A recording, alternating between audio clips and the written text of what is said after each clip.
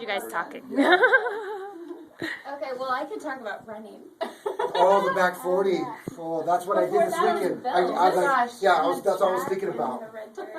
Like the first thing when they're like, hey, you're coming this weekend. Oh, Unfinished Storms. Oh, I remember Green Hall. Yes. And it didn't even have brick on it. But I remember when we first found I don't know if you guys still call it the Bat Cave, but it was like, it was, the grass was literally like as tall. I had this, lifted truck, and I was like, it was really tall. And the grass was equivalent to my windows. And we found this thing back there, and then it's called, I don't know if you guys still call it the Bat Cave. We opened it up, and next thing you know, all these bats came out. And then there was like this flatbed truck, and we started calling it the Batmobile. Yeah. Oh, tons of mistakes. So the auditorium was called the Hangar, right? It's the auditorium now? No. The Hangar's where Mission Control is Mission right Control. now, which is GE. Oh, yeah, but it used to be a jungle. It was a jungle theme, and it faced that way as opposed to this way. Yeah. Side. Yeah, the cafeteria was brand new when we were here, so they rebuilt it. It was on the inside. yeah, because that took a while. You should have seen the green. Oh man, it was horrible. Games, and we did a banquet in there, and wore these really pretty dresses that now I look at the pictures and I'm like, that's hideous. All these, this used to be white carpet. Everywhere in this office used to be white carpet, and I remember there used to be plastics in different places, and we had to take off our shoes outside, and there was no sidewalks. There were no street lights. Yeah, so no street lights. Lots of you had to ankles. run a loop. You just went around and back down, and back up and back down. What about, didn't they do something like all-nighters? We had to get ready Building for the mission. building So we do go and We shit. would work all day long, Yeah. and then we would go out to where, I don't even know what it is now, but Out there. out that way, not the They moved opposite them now. direction Yeah, they're all from moved where over. That was from where what the we did. village is. Yeah. We got to build all the Kwanzaa heads after we get off work at 5. Yeah. Change into our work clothes and be out there till midnight. Yeah, but And I was out there the whole time. I remember summer missions, we would literally have our sleeping bags in the office, but they stopped doing that after. I don't think they did that after 99. We're like, right?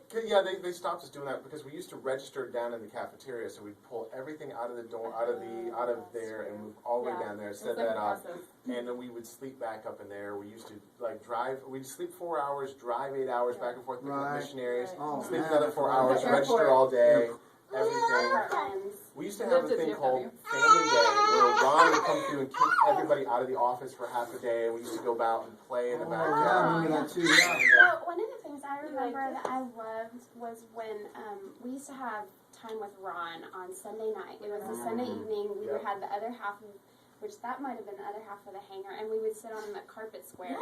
And Ron would get up there and lead worship, and we'd have testimony time and get to share just things. And I hitchhiked back from Oklahoma, and I remember sharing that. Don't tell them that. Don't do that. Crosswalk. The crosswalk. The No, crosswalk. it wasn't a crosswalk. Like, I literally hitchhiked back. And I ended up sharing that because, anyway, it was a long story. My car was wrong.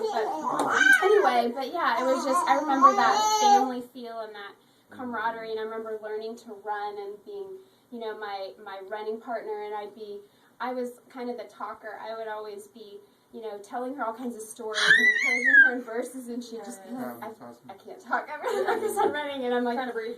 yeah, exactly. And, and being on the Unreached People group retreat. Yeah, we're good. Was it Awesome. skirt? Oh yeah, we were skirt. Yeah.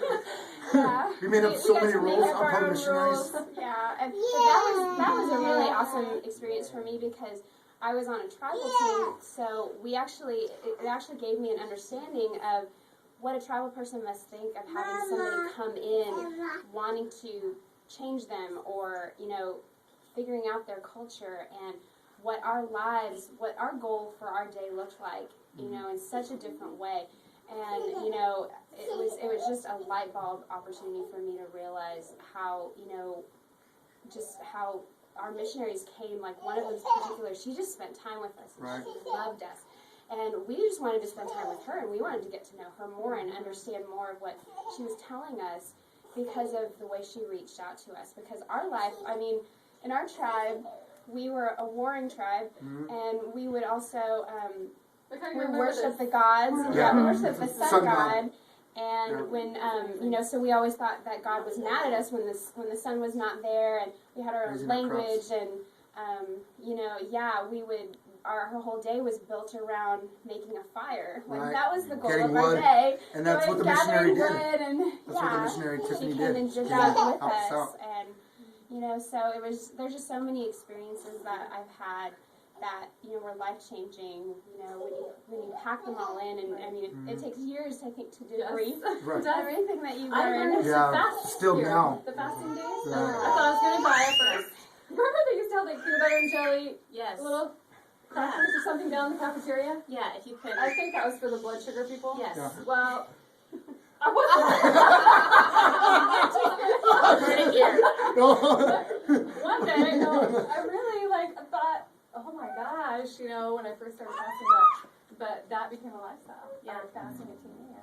Mhm. And the fasting retreats, the birthday, right? Yeah. Mm-hmm. Well, the crazy thing I think is that here we're years down the road, and we know all of these amazing people who've been to all kinds of countries, Yeah. who've had all kinds of leadership experiences, who are still serving Jesus. Yeah. We're not going to tell you how many years later it's been, but Just a like couple. you're going to know people for the rest of your life.